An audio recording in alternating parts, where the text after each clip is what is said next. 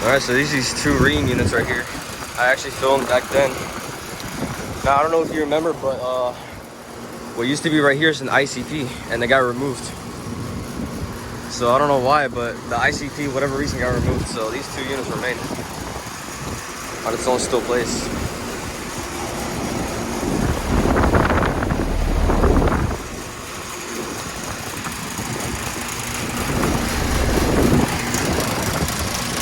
That's really cold.